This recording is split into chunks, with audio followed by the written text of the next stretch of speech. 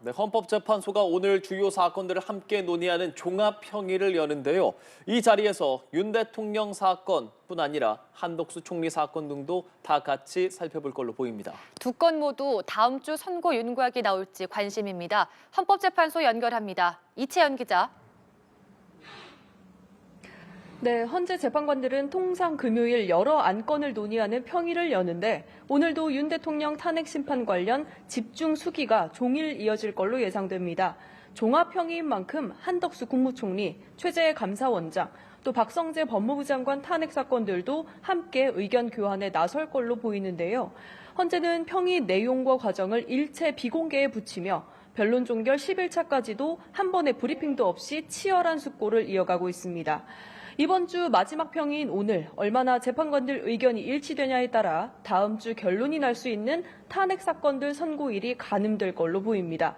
일단 오는 18일 박성재 장관 사건 첫 변론 전까진 아무 일정도 잡아두지 않아서 그 안에 결론을 낸다면 일주일 남짓밖에 안 남은 건데요. 과거 노무현 전 대통령 땐 평의가 11번, 박근혜 전 대통령 땐 8번 열렸고 모두 변론 종결 뒤 선고까지 2주를 넘기지 않았는데 윤 대통령 사건 평의가 다음 주 화요일을 넘기면 전례는 깨집니다. 통상 2, 3일 전엔 선고일이 고지되지만 정해진 규정은 없는 데다 여러 탄핵 사건들이 줄줄이 선고를 기다리고 있어서 헌재 측에서 일정이 정해지는 대로 알릴 수도 있습니다. 한덕수 총리 탄핵 심판 선고가 이르면 다음 주에 나올 거란 관측이 나오는데요. 윤 대통령보다 먼저 선고될 가능성이 있습니까? 네, 두 사건 중 한 사건이 먼저 선고가 날 수도 있고 같은 날 결론이 날 수 있는 상황인데요.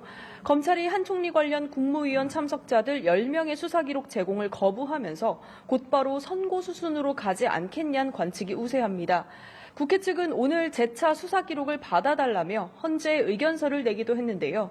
다만 검찰이 번복해 회신할 가능성은 낮아 보여 추가 심리 없이 다음 주엔 선고가 날 거란 전망이 나옵니다.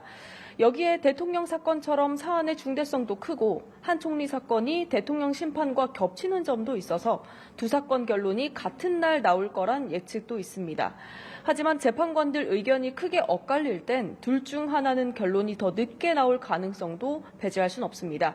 선고일 지정에 연일 이목이 쏠린 가운데 심판 정합 여론전 분위기 역시 선고가 임박했음을 느끼게 합니다.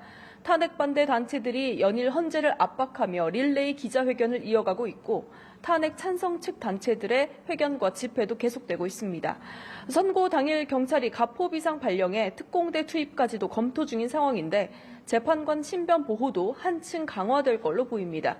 지금까지 헌법재판소에서 전해드렸습니다.